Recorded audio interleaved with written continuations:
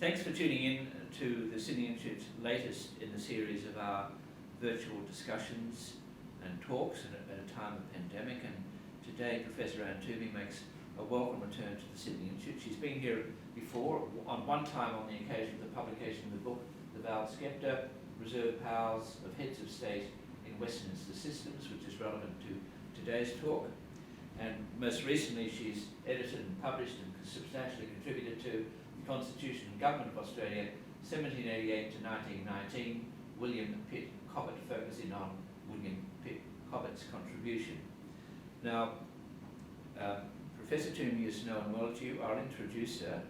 Before I do, of course, today's discussion is on the recent High Court decision of last Friday about the Palace Papers and the release of correspondence between Sir John Kerr, the Governor-General, and the Palace on the occasion in November, on the 11th of November 1975, of the dismissal of Gough Whitlam's Labor government by the Governor-General, Sir John Kerr. Now, in relation to Professor Twomey, Professor of Constitutional Law at the University of Sydney, she's previously worked for the High Court of Australia, for the Parliament of the Commonwealth of Australia, for the Australian Senate and Legal and Constitutional Committee, and for the Cabinet Office of the Government of New South Wales. In other words, experience in the High Court, the Senate, the Parliament and state parliaments. And she continues to advise governments, intergovernmental bodies and vice regal representatives about constitutional matters, particularly in the fields of federalism, executive power and the Crown. So welcome to Professor Twomey discussing the High Court's decision of last Friday in the matter of Professor Jenny Hocking and the Queen. Thank you. Thank you very much. When I started my constitutional career, some time ago now, I decided, first of all, that I would not ever be a 1975-ologist. It seemed to me that there were far too many people in constitutional law who had picked over the bones of 1975. There was absolutely nothing left to worry about in that regard, and that it would make a lot more sense to look at the things that other people don't look at. So I spent a lot of my career looking at things like state constitutional law and controversies and constitutional crisis at the state level. Also looking at things like the South Pacific and the Caribbean and other areas that have these sorts of crises. Now, I discovered later on that that actually was a huge advantage when coming to 1975 and addressing that, because I could see it in a context of an entire history. I could see it in the context of the way the Queen operates in relation to the states and the Commonwealth and a whole lot of other countries. One of the problems, I think, with the way 1975 is addressed is that the people who tend to specialise in it tend to focus solely on that period of the Whitlam government. And the problem with that is that they see conspiracies and things that are unprecedented. And of course, everything is unprecedented if you don't know the precedents. If you've come at it from a different perspective, having seen that history and having seen those precedents, things actually look quite different. So that will partially explain, I think, to you why the way I perceive what's going on in 1975 and the consequence of these particular letters as different from the way other people see it. Knowing those precedents and the like, I am not so concerned about conspiracies, extraordinary behaviour, etc. Let me give you one small example. At the time in 1975 and since then, everybody has said, oh, the Governor-General consulting the Chief Justice was absolutely outrageous, it was unprecedented, it was completely inappropriate, etc., etc. If you actually go back to the precedents, every single time there was a constitutional crisis, the Governor-General or the Governor consulted the Chief Justice. It was actually ordinary behaviour, to the extent that at one point it was suggested that if you didn't consult the Chief Justice, people would think it was something very fishy going on. Indeed, if you go back and look at 1951, when there was a double dissolution, it was the Labor Party that was out there agitating and saying that the Governor-General, in granting a double dissolution, should check first with the Chief Justice to see whether the conditions had been met. And so, in my writings, I've documented 20 examples of times when the Governor-General or the Governor is consulted with the Chief Justice. So all these allegations of unprecedented behaviour, extraordinary actions, conspiracies and the like, often don't necessarily stack up in reality if you have a broader view. Now, I came to 1975 by a bit of a side wind, and that was because I was actually looking in the United Kingdom at documents concerning the decolonisation of the Australian states.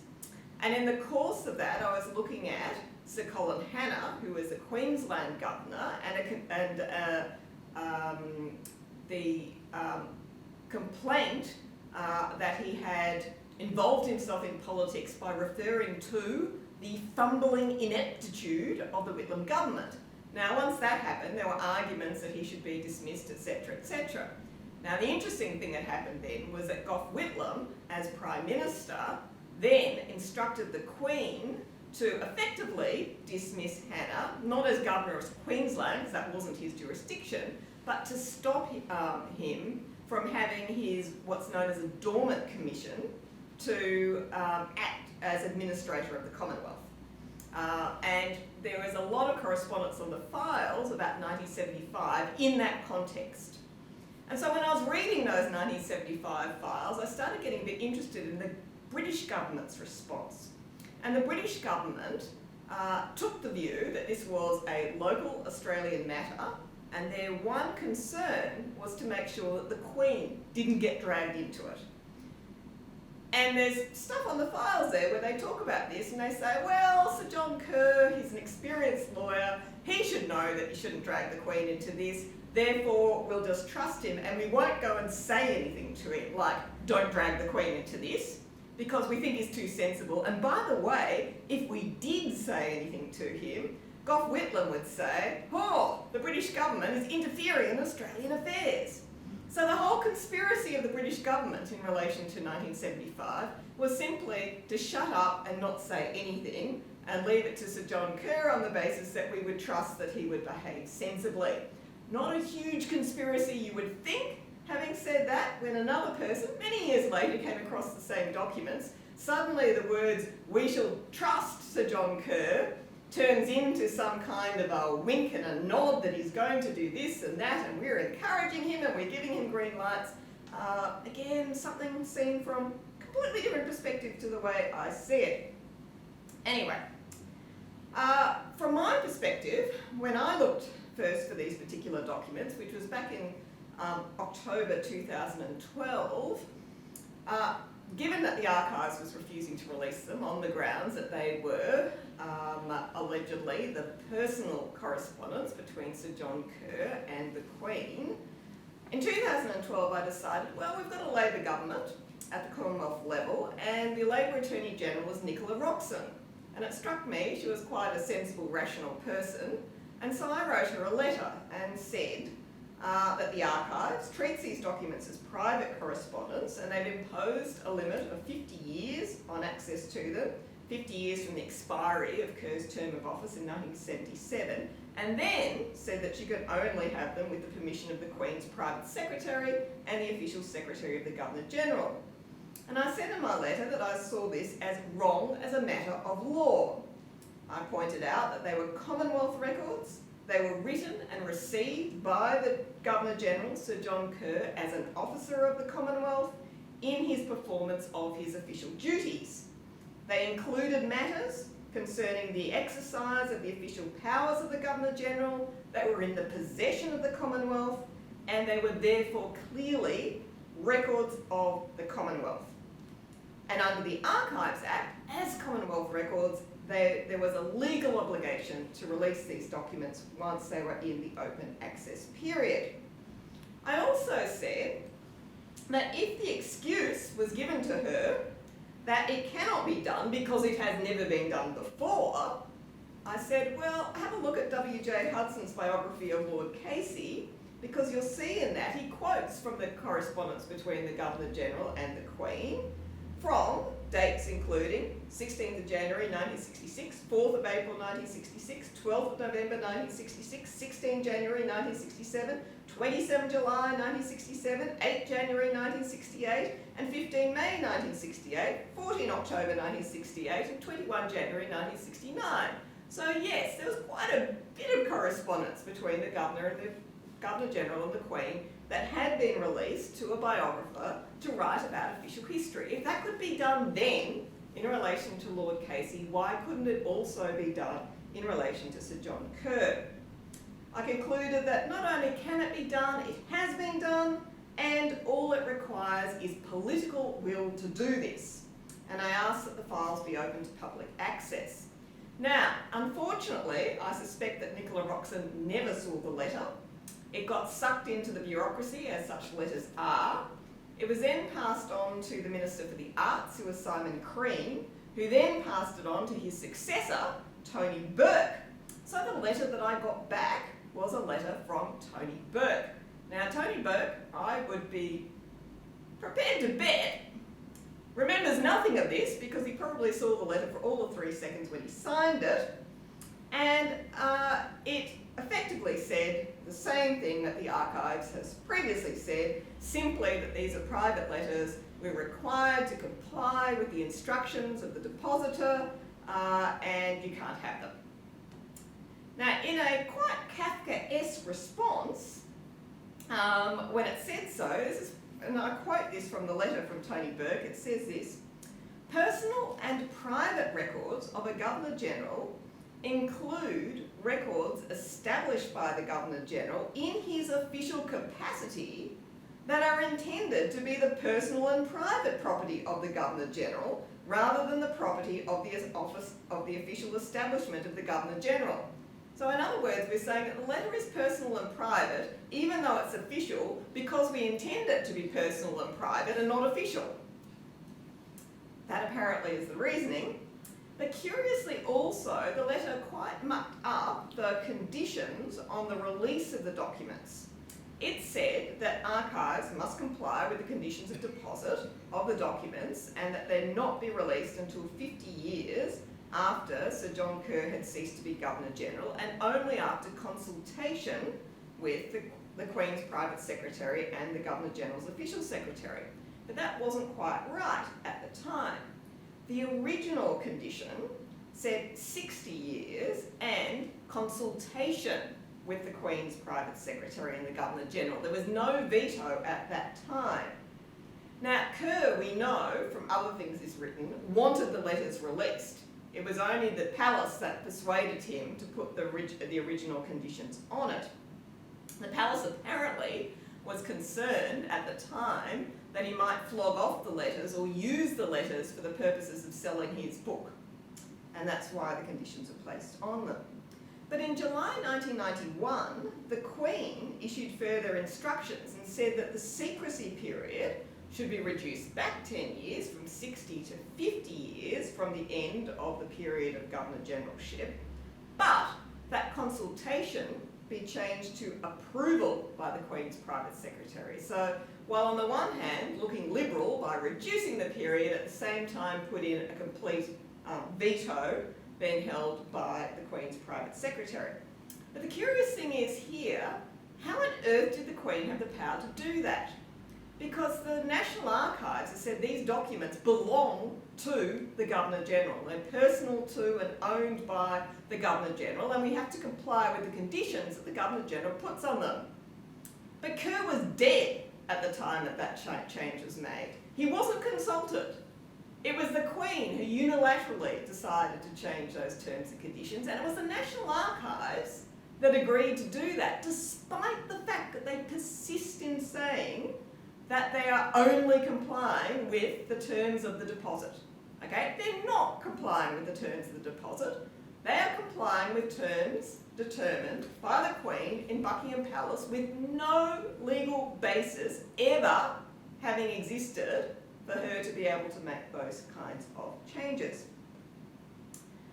So these new conditions were applied not only to Kerr's correspondence, they were applied to all the other correspondence as well in relation to Governors-General. So they include papers by Lord Casey, Sir Paul Hasluck, Sir Zelman Cowan, Sir Ninian Stephen, all of which are now in the open access period. In the case of Lord Casey, I've seen the instrument of deposit from Casey's daughter, which was made on the 2nd of June 1992, which was after the Queen had made that unilateral change of conditions on the other documents. And the terms of conditions of that deposit actually say 30 years, okay? Not the 50 years, nothing about the approval of the Queen's Private Secretary or the Governor-General, but what did the archives do? They applied the Queen's conditions, even though the documents came to them on completely different conditions. So if, as the National Archives said, these are personal documents of Casey, they should now have been released by law. Instead, the National Archives has provided for the Queen to override that in terms of these conditions. Now that 50-year period actually expired in May 2019. So I and other people asked the National Archives to go through the process of getting the approval of the Queen's Private Secretary and the Governor-General to release those documents because the open access period was now manifestly open. And in the end, we got a decision by the Queen's Private Secretary that no, in no circumstances would the documents be opened in relation to any correspondence by the Queen with any of her Governors-General while the Queen was alive or within 5 years after her death, and even then you still had to get the agreement of the official secretary of the new monarch before they could be opened. Potentially they could be closed forever. Okay, it's in the context of that that we get the High Court's judgment. So the High Court held in the Hocking case that the correspondence between the Governor-General and the Queen was not private correspondence, but rather was a Commonwealth record for the purposes of the Archives Act. And this was because the documents, when created and received and deposited in the archives, were all in the custody and control of what's described as the official establishment of the Governor-General. The relevant documents were held in a safe in the official secretary's office. They were then copied by the official secretary, David Smith, and then transferred to the archives in his official capacity. And the joint judgment of Chief Justice Kiefel, Justices Bell, Gageler and Keane said this: the very actions of Mr. Smith in making and fulfilling in his capacity as official secretary the arrangement by which the correspondence came to be deposited with the Australian Archives are sufficient to demonstrate that lawful power to control the physical custody of the correspondence then lay with Mr. Smith in his official capacity as official secretary. The nature and significance of the correspondence was such that it was only to be expected that the correspondence would be kept within the official establishment of the Governor-General as the functional unit of government responsible for keeping records created or obtained by the Governor-General in his or her official capacity. With respect to the majority in the full court, that's the federal court, we cannot see how the correspondence could appropriately be described, however loosely, as private or personal records of the Governor-General. End of quote. So that suggests that the nature and significance of other correspondence between the monarch and the Governor-General is such that it also falls within the category of Commonwealth records and is therefore subject to the legal right of access in the open access period, subject to any other exemptions. And we'll come to the exemptions issue later because it's quite important. So, what might be in the letters? If we see the letters, what might be there? Well, first of all, they're not going to be letters directly from the Queen. She doesn't write the letters herself, she doesn't sign them, the letters all come through her private secretary, and you never know how much it's personally what the private secretary thinks or what the Queen thinks.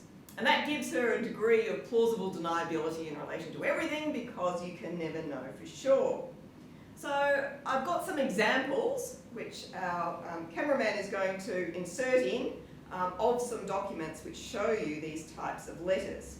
So the first example is a letter from the Governor-General to the Queen explaining that the Queensland Government was seeking to refer a matter to the Privy Council for a legal opinion about the status of the title of the Queen as Queen of Queensland. The next document, you'll see a reply from the Queen's Private Secretary, Sir Martin Charteris, to say that the letter has been laid before the Queen and Her Majesty is grateful to receive it and will take note of it. Now, this is a standard sort of letter and the standard sort of reply that you'll see in these documents. Most of the correspondence is going to be of that official kind, and it will be very boring. So of the 211 letters out there, most of them will probably look rather like this. I might add that this correspondence I'm showing you is stuff that's already on Commonwealth Government files, because routinely Commonwealth Government files would include correspondence between the Governor-General and the Queen or her Private Secretary, and it was released. It wasn't really so secret until recent times. Another example, this one I quite like because it comes from the UK files, but it just shows you also that this type of correspondence with Buckingham Palace is littered over UK government files in the archives, and has been up until 2010 when they started getting paranoid and secretive. But it's a letter from the Queen's then Private Secretary, Michael Ledeen, to the UK Prime Minister's Private Secretary regarding an election. And it declares that from the Queen's point of view, the Prime Minister only asks for a dissolution rather than advising one, because dissolutions remain within the prerogative of the Queen. So I think that's quite an interesting one to show us the Queen's point of view in relation to these things. But back to the Kerr correspondence, another letter that we're going to show here, and this is 2 pages, it's a handwritten letter, and this one is from Sir Martin Charteris, the Queen's Private Secretary, to Kerr, thanking him for his hospitality in December 1975. So this is the closest one I found to the relevant date, in November 1975. This is December. Charteris is visiting Kerr. They have a very convivial dinner, thanks him for his hospitality, and the opportunity to hear from Kerr's own lips the inside story of 11th of November. Don't we wish that he'd written down what the inside story was? Another example here is a letter from the Queen's new Private Secretary, Philip Moore, in 1977, thanking Kerr for a letter that has been passed on to the Queen and commenting on the success of the Fraser government in the 1977 election. Again, fairly standard stuff, but what's most interesting is the last letter, and that is a letter from Kerr after he had ceased to be Governor-General in 1978 about the manuscript of his book, which he'd sent to the palace for vetting beforehand. And he notes in that letter that he had done his best in the book manuscript to omit any reference to the exchanges between Martin Charteris and myself. Now I think that one's actually quite interesting, because it suggests that maybe there was something in there that the palace really didn't want people to see. We may well see. Okay, so what do we know of Kerr's correspondence with Charteris during the 1975 controversy? We know from Kerr's own papers that he raised with Prince Charles the prospect that if he did exercise a reserve power, he might be dismissed. This apparently was then passed by Prince Charles on to Sir Martin Charteris, who then wrote back to the Governor-General and told him that if that occurred, yes, there probably would be some delay. As a matter of practice, you couldn't advise the Queen to dismiss by just a telephone call. You had to send it in writing. That usually took at least 24 hours to get there. So on that basis, there'd be some delay, but the Queen would in the end be obliged to act on the advice of her Prime Minister. We also know there was a lot of correspondence concerning Sir Colin Hanna in 1975, the problem with the fumbling ineptitude of the Whitlam government, and that had placed in Kerr's mind concern that Whitlam would do the same thing to him and seek his dismissal. Kerr also said in his book that he kept the Queen fully informed throughout the crisis, as it was his duty to do so. That's consistent with all the other types of crisis documents that I've seen from Lord Byng in Canada in 1926, from Sir Philip Game in New South Wales in 1932, and all the various other places. Dallas Brooks in Victoria in the 1950s. Everywhere where these types of crises occur, yes, the Queen or her official secretary is kept up to date. Rarely, however, is there any request for advice, because normally the Governor or Governor-General says, this is my responsibility, but I just want you to know what's going on. And what did Kerr say in his book about this? He said this, and I quote, "I did not tell the Queen in advance that I intended to exercise those powers on 11 November. I did not ask her approval. The decisions I took were without the Queen's advance knowledge. The reason for this was that I believed if dismissal action were to be taken, that it could be taken only by me and that it must be done on my sole responsibility. My view was that to inform Her Majesty in advance of what I intended to do and when would be to risk involving her in an Australian political and constitutional crisis in relation to which she had no legal powers, and I must not take such a risk." Okay, that's what Kerr said. Was he lying? Seems unlikely, because he later did say that he really wanted the letters to be released, because he seemed to think that they would vindicate him. But if you note from his wording, there is a little bit of hedging going on there. He did not tell her that he intended to exercise those powers on 11th November. Okay, so maybe he did suggest to her that, yes, he was thinking about exercising the powers, but not when precisely he might do so. So he probably didn't say, I'm going to do it, I'm going to do it tomorrow, but he may well have said that he was thinking about the various options, that he was concerned about the crisis, that he was worried about what would happen if people no longer got their pensions or public servants were no longer paid. Those sorts of things are likely to be in the letters, as well as a discussion as to what he thought his powers were in that regard. So what if the letters show that the Queen was at least told that this was one of the many possibilities of what might occur? Is that a scandal that we should be wondering, or that we should be concerned about? No, I don't think so. First of all, because the possibility of dismissal was one that everybody knew about. It wasn't really a secret, it was in the public domain. Bob Ellicott had issued a legal opinion about it on the 16th of October. It was discussed in Parliament, it was discussed in the media. Even the Malaysian Prime Minister raised it with both Whitlam and Kerr at a dinner later on the same day. Whitlam joked about it would be a race to the palace to see who got to the Queen first in terms of getting each other sacked. Clearly, the issue was on the agenda and the minds of both.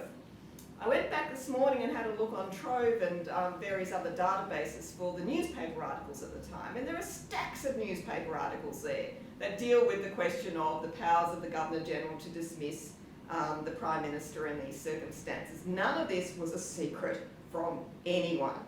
Moreover, the Governor-General specifically asked Mr Whitlam for legal advice about the Ellicott opinion and his powers to dismiss the Prime Minister. So Whitlam could hardly deny that he knew that the Governor-General had been thinking about it and the extent of his powers. And plenty of people also warned Whitlam that they thought that Kerr was likely to dismiss him. One of them was the Treasurer, Bill Hayden, who after seeing Kerr rang Whitlam to tell him that his copper's instinct told him that Kerr was going to dismiss the government. And Whitlam replied that Kerr was too weak and he wouldn't dare. In the end, it was Whitlam's lack of preparedness for what occurred was a result of his own flawed assessment of the Governor-General. So would the Queen have been under any obligation to tell the Prime Minister that the Governor-General was contemplating his dismissal if that was raised in the letters? Of course not. Indeed, it would have been scandalous if she had done so. The power to appoint and dismiss governments in Australia belongs not to the Queen, but to the Governor-General. She cannot exercise the power, and she has no right to instruct anyone else as to how to exercise the power either. If the Queen had, as some have suggested, breached the Governor-General's confidence and told Whitlam that he faced the risk of dismissal, she would have been seen as acting in a politically partisan way, encouraging Whitlam to advise her to dismiss the Governor-General, and in doing so favouring a Labor government in the midst of a bitter political conflict. In the end, both sides would have objected to her intervention. It was most likely that it would have caused the destruction of the Whitlam government itself if Whitlam, of course, had acted to cause the dismissal of Sir John Kerr. It would have caused a massive scandal and controversy at the time because he would have been seen as sacking the umpire in the middle of a constitutional crisis. She would also have been seen as being contrary to the coalition government in a political dispute, and the undoubted result would have been a republic, which may be why people argue that she should have acted in that particular way. But you can see from the Queen's point of view, it would have been madness to do so. If you think about it, if you were Queen, what would you do in those circumstances? And the answer for any sane person is that you would stay out of it. It was an Australian dispute in which an Australian person, Sir John Kerr, held the power to bring it to a head and let the Australian people decide by way of an election. So would any sane monarch interfere in those circumstances? And the answer is no. You would stay quiet and wait to see what happened. Of course, if Kerr did say in the letters, well, I've been told that I should dismiss Whitlam, I don't think that's appropriate, I shouldn't act, and the Queen came in and said, well, actually, I think you should dismiss him. Indeed, I command you to dismiss him. That would be a scandal, okay? That would certainly be something that constitutional lawyers would be quite disturbed about. But the chances of that having happened, I would have thought, were next to zero, or indeed probably less than zero. With the documents, just very briefly, there is a legal obligation on Commonwealth records to be released by the archives in the open access period, but that is subject to exemptions set out in section 33 of the archives. How long will this take? There's a bit of a dispute about that at the moment between Jenny Hocking and the archives. Jenny Hocking says because the archives was required to review its decision, its reviews can only be, have a limit of 30 business days, that is effectively 6 weeks, as opposed to 90 days for making the original decision in relation to exemptions. Regardless, as a matter of experience, the archives does tend to take its time on anything that's controversial. The reason for that is it gets sent off to a public service department to advise on. The public servants, A, don't see it as a priority and sit on it for a very long time, and B, are extremely timid about letting anything out that is controversial, and therefore tend to advise against it. My own personal experience, and this is in fact in relation to a couple of files concerning 1975, is that I put in a request in 2012, didn't get dealt with till 2019. Yes, 7 years. I waited for some of the documents about 1975, rather hoping Jenny doesn't have to wait another 7 years to see these documents or get a decision. But maybe, who knows. I suspect the political pressure is such that the archives will deal with this a little more swiftly than 7 years. Last point to make is exemptions. They still have to look at whether there's an exemption. The real problem here is that there has been a culture of secrecy in the public service, which results in exemptions being used on a highly spurious basis. I have had many requests for documents rejected over time for ridiculous reasons. Most recently, requests for documents in the 1950s, 1960s and 1970s regarding section 44 of the Constitution and the disqualification of MPs. Guess what? All rejected. Why? Because somehow that's going to threaten the Commonwealth's position in litigation. No, I don't think so. The Commonwealth's legal opinions in relation to litigation these days have absolutely nothing to do with its opinions from the 1950s because there have been a lot of High Court cases about section 44 since. So the reasons given are ludicrous. What exemption might they try, however? I think the key one they'll probably have to go at is that it would damage international relations to release the letters. Why? Because they've tried this one on before. Someone else under FOI has requested the letters from the Prime Minister to the Queen. That was blocked on the basis that it would damage Australia's international relations. In that particular case, it wasn't even the Queen's letters. It was just the Prime Minister's letters from the Prime Minister of Australia to the Queen of Australia, which you'd think would be a domestic relationship, no international relations concern. Oh no, apparently other countries like Canada and New Zealand may suddenly hate Australia because we obey our own freedom of information legislation and allow people to see what our Prime Minister has written. What a shocking result. Frankly, the argument is absurd. It was not backed by the Information Commissioner, who rightly said that the exemption doesn't apply, but was later upheld on appeal in the AAT. Will they try it again? Answer probably yes. All right, so in conclusion, I hope we see the letters.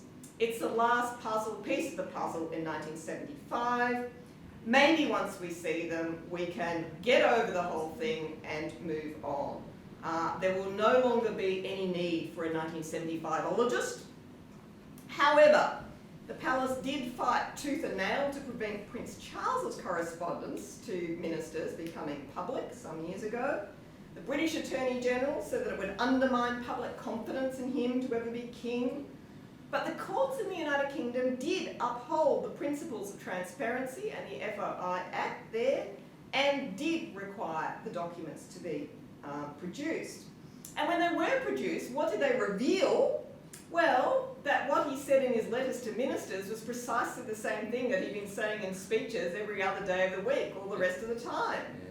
The poor Guardian, which had spent an inordinate amount of money on legal costs in this litigation, found that actually the speculation about what might be in these secret letters was far more fascinating and sold far more newspapers than seeing what was actually in them, which turned out to be a complete fizzer. So my guess is that the same thing will happen here. The frisson of expectation of scandal in these letters probably far more exciting now than when the letters are actually ever released, if they are. I suspect if they're released that they will prove to be a damp squib, but then again, one can always be surprised. Thank you. So thanks for a great talk. Towards the end, as you recall, at the beginning and then again towards the end. At the beginning you spoke about conspiracy theories which have been rife for half a century here, and towards the end you posited the view that it was unlikely that, in your view, that we would learn much beyond what we already know. Which takes us back to Sir John Kerr.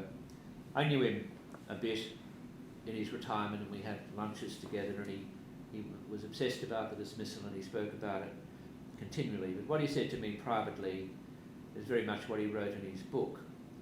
That his whole aim, as he said to me, was to keep the palace out of it. He didn't want to be accused. He was a real Queen's man. He didn't want to be accused of embarrassing the Queen by having the Queen involved. I think it's fairly consistent with how you look at it from the outside, that she would not want to have been involved. I think that's right. So yes, there are other things that Kerr has written. There's actually another manuscript for a book that was never published. It's a bit scrappy. It's not really in a publishable form. But he does have a whole chapter there about it, and he talks about how he really wanted those documents to be released. It was the reasons he did put the original conditions on the documents when they were deposited, was he was under a great deal of pressure from the palace to do so. And it was also particularly in the context of the book that he was writing, which they knew was going to come out.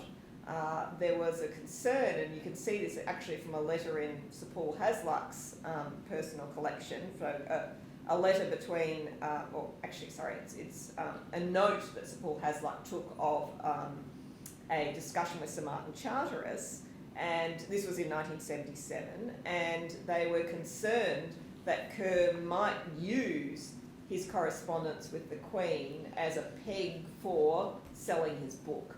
And that was one of the reasons that they were quite insistent that there be limits placed on access to the correspondence. So, yes, my strong suspicion is that the letters won't tell us much from the palace side. They'll tell us a lot more from the Sir John Kerr side in terms of what he was thinking at the time. And why that's actually quite interesting and useful is that it doesn't have the spin of later on, If you're sending a letter on the 8th of November or the 4th of November about what's happened then, you're not doing it in the hindsight of having actually dismissed a government and seeing the public reaction. So it's not got that self-justification at that time. It's showing genuinely what's in your mind in terms of your concern at a particular time. So I think all of that would be really interesting and useful from an historical point of view. My experience of reading palace correspondence, and I've read a lot over time despite everybody's attempts to keep it quiet, is that they do tend to be quite circumspect. Normally they'll just say, thank you so much for putting this before the Queen, she's paying close attention, she's very grateful for your input. Then the private secretary may make the odd comment personally, but not on behalf of the Queen. But it's highly unlikely that there's anything in there from the Queen personally saying what he should or shouldn't do. I just don't think that's likely to be there. He showed me his correspondence, or his copies of correspondence to the palace, as he always called it, but not so much that I could actually read it. He showed it to me. I was close to him, but not close enough to be able to read it. And he was teasing you with it. And he seemed very proud of it, and he thought it was a good record. Now you mentioned, well perhaps I'm thinking of this, is you mentioned Kerr's need for vindication, and I would look at it in another way. In a sense, he had a certain degree of insecurity. I think he had insecurity about his own decisions, but he also had insecurity about finance, because he'd really partly taken the job as Governor-General because he mentioned this to me, because his first wife was sick and he thought he was Governor-General, he would get medical assistance in Canberra, and he was very concerned about finance, and he left the job earlier than expected, and as you know, he was concerned about his superannuation. So the idea that he wanted to make money out of the book would be a valid idea, and I think he did make money out of the book. I think he told me that he sold 50,000 copies half a century ago, which is quite a lot of books, and he made money, but I think there was probably a genuine concern that this the correspondence with the palace would increase sales of the book. So that's a realistic observation. But going back to the point about vindication, when in his memorial service Sir Anthony Mason spoke, and he spoke about John Kerr's need for vindication and how Kerr would always talk to him about what happened in 75 as he always talked to me about it. And the group of contacts that he had, it was pretty small, but they all reported the same kind of lunches, that this kind of need for vindication. So if you look at Kerr beforehand, you think if you look at what happened on the day, you think he is a very strong man. But if you look at what Whitlam said before, he thought he was a weak man. And after it, it was always a need for vindication. So how do you, looking at how much you've read on all this, how do you see him? Well, I think the first thing that people need to remember, because these days he's seen often as a toff in a top hat, but remember that he did come from working class circumstances. His father was a boilermaker. He was regarded as a labour person, effectively, from his early days. He did struggle early on, and I think that stayed with him. So no matter how well he did and how successful he was, I think there was always that, what do they call it, imposter syndrome, I think they call it these days, and that feeling that maybe you don't quite belong and that you always have to prove yourself in a way that other people who are born to rule don't have. So I think that he did suffer from that. One of the really interesting things that someone once told me, and admittedly it was told to me in confidence, so I will not give you the specifics, but it was a person who was a very junior public servant who answered the phone during the 1975 crisis to take a message for the person that he worked for. And he was a young junior person, and it was John Kerr on the phone. And it was during the 75 crisis, and Sir John Kerr asked him, he said, do you have a mortgage? And the fellow said, well, yes, I do. And he said, well, how are you going to cope when you no longer have a salary from the government when the money runs out? I thought that was actually quite telling, that Kerr was actually really genuinely concerned as to how people would deal with the instant poverty that would occur when suddenly government money was not coming, public servants weren't being paid, people weren't getting pensions or the like because the money had run out. And I think it gives us a different perspective of Kerr, rather than the drinking champagne and having the top hat. He had come from a poor background, and he was concerned about those things. So I think that needs to be factored into it. I think to the extent that Whitlam saw him as weak, I think that was probably more a reflection of the fact that I think he was insecure in his position, that he never quite felt that he was accepted, and he certainly didn't come from the born to rule side. But critically, which I think Whitlam didn't understand, is that made him feel that he needed to stand up to bullies. And I think Whitlam effectively tried to bully him, and Kerr reacted to that quite badly. I think if Whitlam had managed things a little bit better, 1975 would never have happened. Equally, if Kerr had managed the relationship better, it wouldn't have happened either. And you can also see that in quite interesting discussions with Sir Paul Hasluck. He, as an experienced politician, would have managed Whitlam a lot better, I think, in the circumstances. But also, if the opposition leader, Malcolm Fraser, had acted differently, it seemed to me you had a Governor-General, you had Malcolm Fraser, who was insistent on blocking supply, and the Prime Minister, Gough Whitlam, who was insistent on governing without supply, and neither looked like they were going to move. And the last day to dismiss a government and get an election before Christmas was on the 11th of November. And then someone had to resolve it. So you feel that and Whitlam was doing some bullying, but Malcolm Fraser. Yes. Malcolm Fraser was close to that too, in a sense of. And Kerr once told me that he resented some statement that Fraser had made, which implied he had to do something he didn't like. He didn't like that. He didn't like being told what he should do. At any rate, the decision happened, and although you point out early on how many people warned Whitlam, and what was written in the newspapers at the time, that Whitlam was not only taken completely by surprise, but didn't tell his colleagues in the Senate. Indeed, which is one of the most extraordinary things about the entire day. Because what I find very strange and quite inexplicable about it is that the only way all of that could have worked out in a satisfactory way for Sir John Kerr was if supply was passed by the Senate. Because if supply wasn't passed and he went to an election without supply having been passed, he would have been responsible for causing the very ill that he was trying to avoid. If supply hadn't been passed, ultimately Kerr probably would have had to have reappointed Whitlam and resigned his office. So it was an enormous gamble on Kerr's part that supply would be passed, and if Whitlam had at least had his wits about him, he would have told his lot in the Senate to defer the vote on it or not vote for supply, and that would have killed off Kerr's ability to do what he did. So the risks were enormous. So to those who, unlike me, were not around in 1975, just by way of background, you've got a situation where the Labor senators passed supply without realising that they're no longer in government. Indeed. And if that hadn't happened, what you're saying then is you think Fraser would have had to have resigned his commission, caretaker commission to be because Prime he Minister. wasn't satisfying it. The condition on his commission was that he achieve supply. He hadn't achieved that. I don't think Kerr would have felt in a position to be able to dissolve Parliament without supply having been passed, because he did make it an express condition of the commission.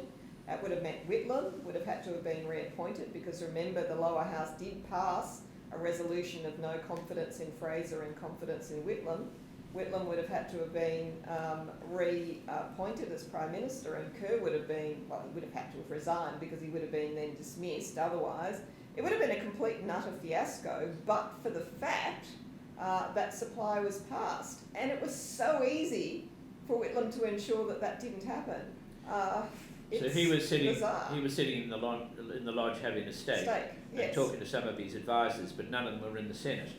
He didn't tell anyone in the Senate. Yeah. I have to say one other thing. As once when I gave a speech about this at Parliament House in Canberra, a fellow came up and said that he was one of the clerks at the table on the day and in the Senate, and an assistant clerk or something or other, and he said he knew that the Whitlam government had been dismissed, but clearly the senators didn't, and he sent a note to the chief clerk while this, while the bill was about to come on about passing supply, and he said, well, clearly they don't know, should we tell them?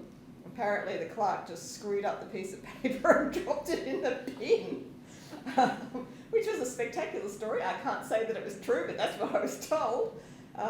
So the number of coincidences which ensured that Labor didn't know that it had lost government and weren't able to take the practical steps it could have taken to foil what had occurred were quite extraordinary. You're dealing with some senior people and Labor people in the Senate, like Jim McClellan, who had been a friend of Kerr and obviously was falling out around this time.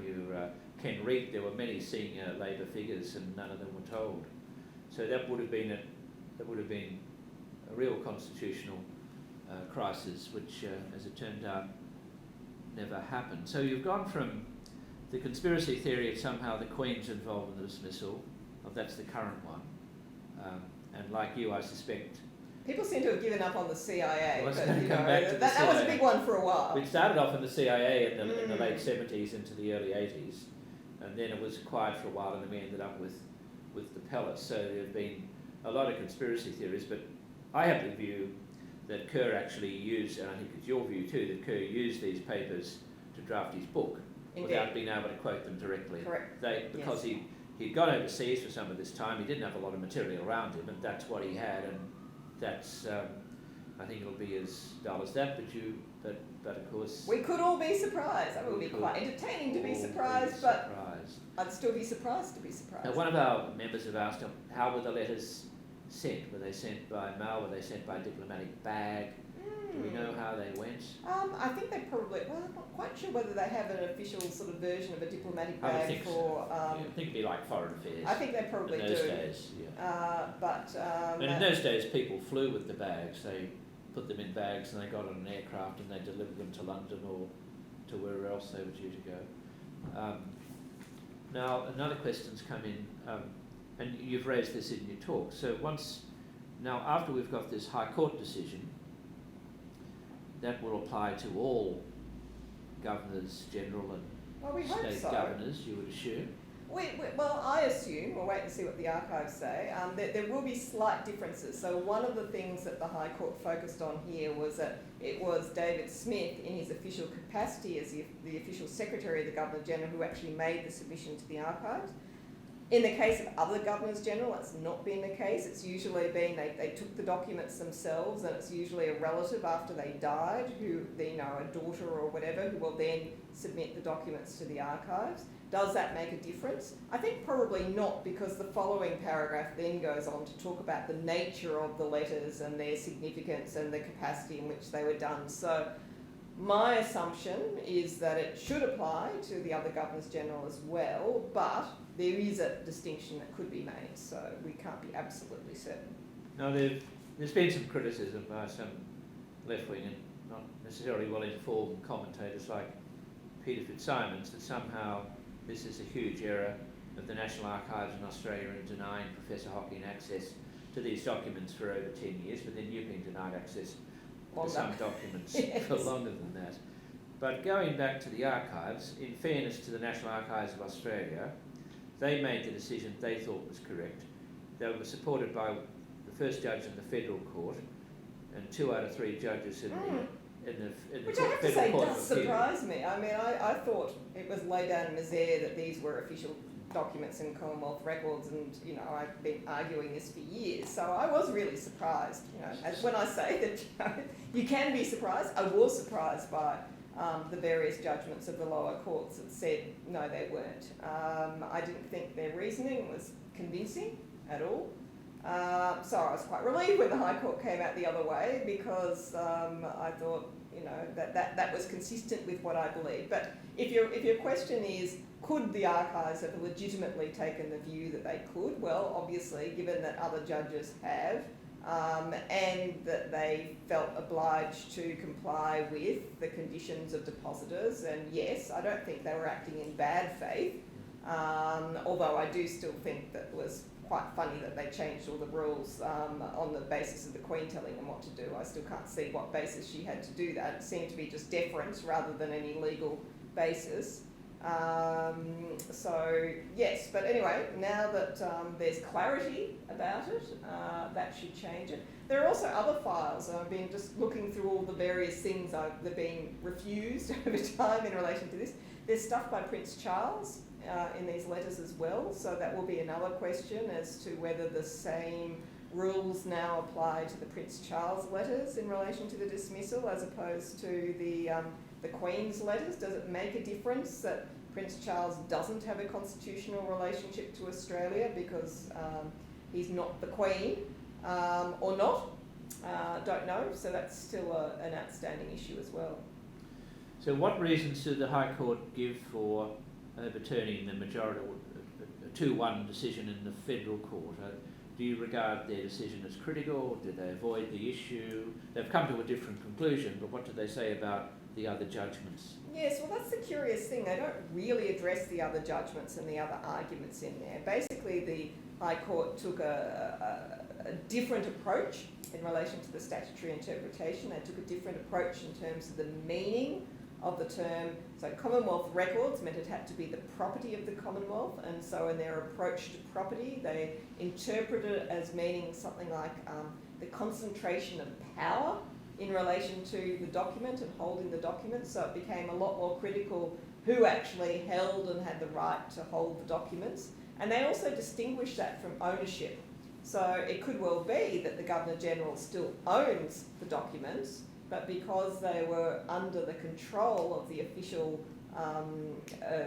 establishment of the Governor-General, then that was enough to make them Commonwealth records at the same time as being owned by someone else.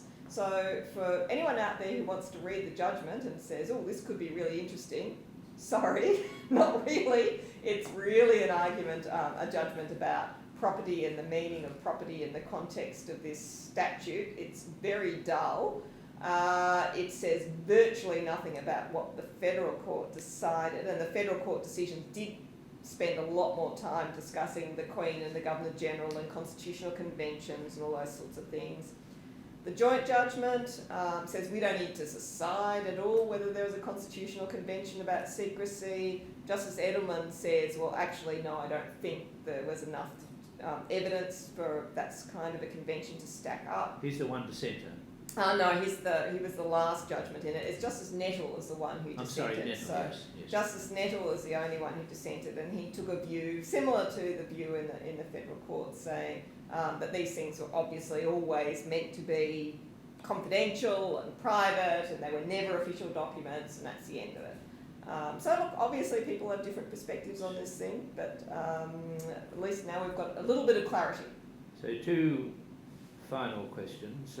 You made the point in your speech that Kerr wanted these documents released. I think he was proud of these documents, and if they are released, in a sense it will vindicate him to some extent. Well, it might. I mean, presuming that they say what he effectively said they said, then yes.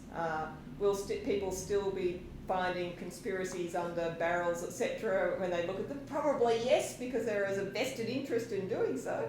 But I think in the long term, when people look at them and they, if like the Prince Charles letters, they say, well, this is what Prince Charles has said in umpteen speeches, here's what he said in his letters to minister, they're effectively the same, where's the controversy? It's probably going to be something similar to that. Here's what Kerr said in his book, this is what his reasons were, here are the contemporary letters that he sent to the Queen at the time, telling his reasoning. There's actually a fair degree of consistency between them. That's my guess. And it's only a guess, as you say. We'll wait with interest. So finally, where are you going to be when they're released? I mean, how do you expect these documents will be released, and if they're available to others, where will you be? Will you be interested? I'll certainly will be you be standing outside the door or on your computer waiting for them? I'll certainly be on my computer waiting for them if they release them electronically, and they may well do. We need to remember it's not Jenny Hocking who's the only person who's ever asked for these letters. Many of us have as well and put in applications for them in the past and being refused. So it's not just Jenny, it'll be me and a number of other people who are interested in it, and the media as well, I think will have high degrees of interest in it. So yes, once they are released and if they put them online so that everybody has access, I think which would be a fair way of doing it. I think so, given that a lot of people over time have asked for them as well, and it is pretty common in terms of what they normally do in relation to making documents open. It would be unfortunate if they made us all troop off to the archives to look at them, because given the pandemic and the like, it's probably not a great idea to have the same documents going through umpteen hands and having queues of people out the building wanting to look at them. I think as a matter of practicality, that's not really a good idea in terms of how to handle it, so they probably do need them to be electronic. Okay, well, thanks for a great talk and discussion today, and we look forward to the release of the documents. And you've had a fair degree of involvement over a decade or more, and we'll see what turns up. But for today, thank you very much. Thank you, Derek.